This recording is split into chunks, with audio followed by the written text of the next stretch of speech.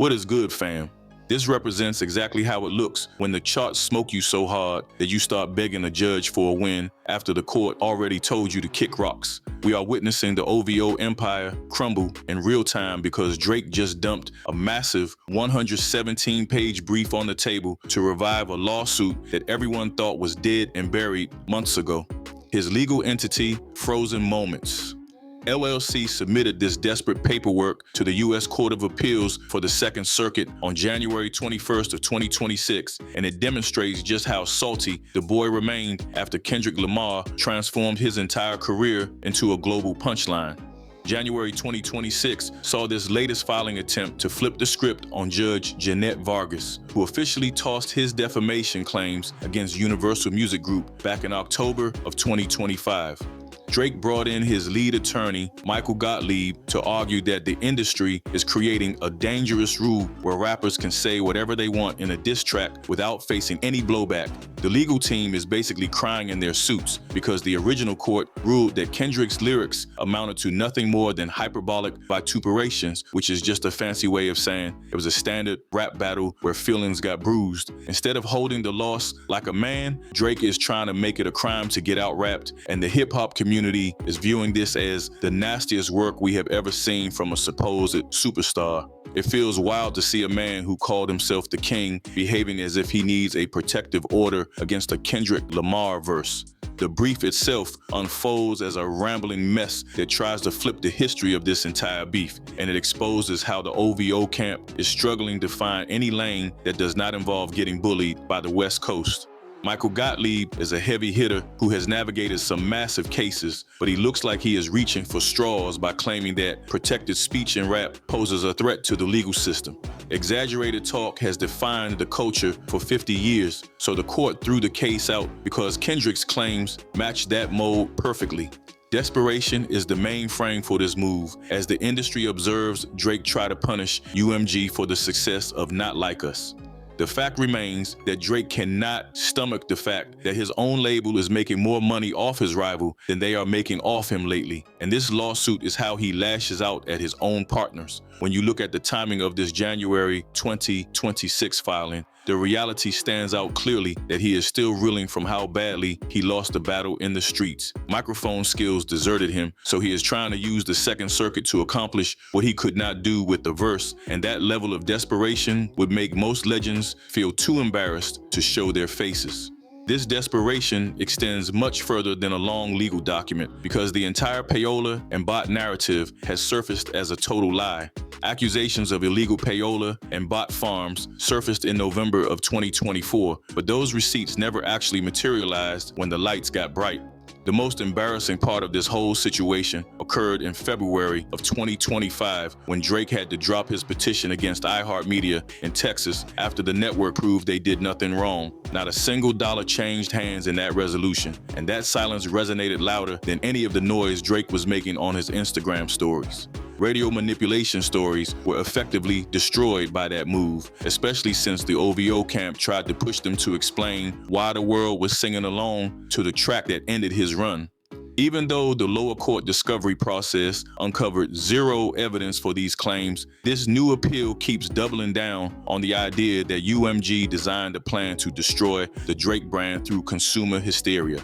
Drake cannot accept that the world simply prefers the music Kendrick is making, so he would rather invent a conspiracy than admit he got outplayed on the global stage. His filings suggest that Universal Music Group executed a secret plan to turn the public against him, but everyone knows the fans made up their own minds the moment they heard Euphoria. This whole narrative about bots was just a convenient way for him to save face, and watching that story fall apart in a Texas courtroom was the ultimate reality check for the OVO camp. The way he is still leaning on these same claims in his January 2026 appeal proves that he has absolutely no other moves left in his bag. He is essentially trying to litigate consumer hysteria as if it is a crime for people to decide that his music is mid compared to the competition. The Texas iHeartMedia settlement was the exact moment the industry realized that Drake was just throwing Shaysh *T at the wall, and the reality is that none of it is sticking. He is paying top-tier legal fees to Michael Gottlieb to argue points already laughed out of court, and it makes the whole Frozen Moments entity look like it is stuck in a state of pure delusion. This is a man who used to run the radio, and now he is suing the radio for not liking him enough, which is easily the most pathetic turn of events in hip-hop history. Kendrick is out here collecting trophies while Drake is busy collecting appellate deadlines, and the gap between these two has never looked wider than it does right now. What is good, fam? And welcome back to the only place where we keep it 100 about the absolute collapse of the OVO empire. Drake just filed a massive 117-page brief to try and save a lawsuit that was dead and buried months ago, Frozen Moments LLC submitted this desperate document on January 21st of 2026 to the U.S. Court of Appeals for the Second Circuit, and it shows how salty the boy is after Kendrick Lamar turned his whole career into a punchline. This new filing is a last-ditch effort to overturn the decision made by Judge Jeannette Vargas back in October of 2025, which was the day the court officially dismissed his defamation claims against Universal Music Group. Michael Gottlieb is out here arguing that the court is creating a dangerous rule where rappers can say anything they want in a diss track without consequences. The legal team is basically crying because the original court ruled that Kendrick's lyrics were nothing more than hyperbolic vituperations, which is just a fancy way of saying it was a regular rap battle where feelings get hurt. Instead of taking the loss like a man, Drake is trying to make it illegal to get out rap, and the whole hip-hop community is looking at this like it is the nastiest work we have ever seen from a superstar. It is wild to see a man who claimed to be the king acting like he needs a protective order against the Kendrick Lamar verse. The brief itself is a rambling mess that tries to rewrite the history of the beef, and it highlights just how much the OVO camp is struggling to find a lane that does not involve getting bullied by the West Coast. Michael Gottlieb is a heavy hitter who has handled major cases before, but even he looks like he is reaching for straws by claiming that protected speech in rap is a threat to the legal system. The court previously dismissed the case because Kendrick's claims were the kind of exaggerated talk that has defined the genre for 50 years, yet Drake remains bitter about having mean things said about him on a beat.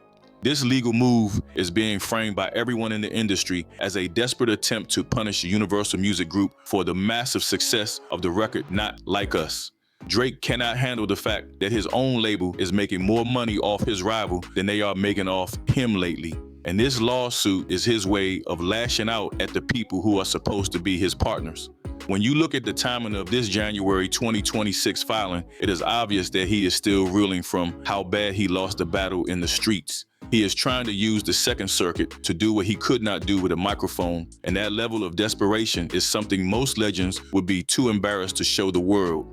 Before we move on and see how these bot allegations were nothing but a total reach, tell me what y'all think. Is Drizzy officially going out sad by suing his own label because he couldn't handle Kendrick winning? Tell me in the comments. No cap. And while you're at it, hit that like and subscribe button. Let's continue. The desperation runs much deeper than a simple legal filing because the entire story about Payola and bots has been revealed as a total fabrication. But back in November of 2024, Drake was making wild claims that Universal Music Group used bot farms and illegal payments to force Kendrick's music to go viral. Those receipts never actually appeared when it mattered, and the situation got even more embarrassing in February of 2025. That was when Drake had to walk away from his petition against iHeartMedia in Texas after the network proved they did nothing wrong. Not a single dollar changed hands in that resolution, and that silence was much louder than any of the noise Drake was making on his Instagram feed. It completely destroyed the idea that the industry was manipulating the radio to make everyone sing along to the song that ended his reign. Even though the lower court found no evidence for these claims, this new appeal keeps pushing the theory that his own label designed a plan to ruin his brand. It looks like Drake simply cannot accept that the world prefers Kendrick's music, and he would rather invent a massive conspiracy than admit he got outplayed. His legal filings suggest that his label executed a plan to turn the public against him, but the reality is that listeners made their choice the moment they heard the first bar of Euphoria. This whole narrative about bots was just a strategy to save face with his core fans, and watching it crumble in a Texas courtroom provided a necessary reality check. The fact that he is still repeating these claims in his January 2026 appeal proves that he has run out of moves. He is trying to sue people for consumer hysteria as if it is a crime for the public to decide his music is mediocre compared to the competition. The settlement with iHeartMedia showed the entire industry that he was just throwing Eshe*T at the wall to see what would stick.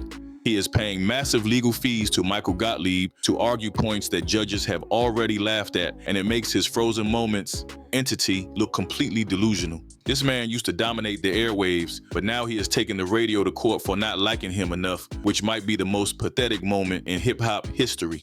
Kendrick is busy collecting trophies while Drake is stuck collecting appellate deadlines, and the gap between their legacies has never been wider.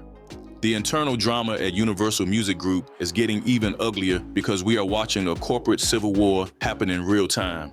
Lucian Grainge is the chairman of the biggest music company on earth, and he had to personally step into this mess to deal with the nonsense. In August of 2025, Grainge filed a formal declaration that did not hold back, and he described the discovery request as a clear attempt to harass the label.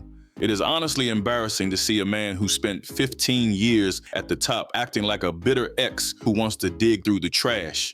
His legal team actually demanded to see the unredacted recording contract and full criminal history of Kendrick Lamar as part of this defamation case. Nobody can explain how a contract from years ago has anything to do with whether a diss track is legal or not.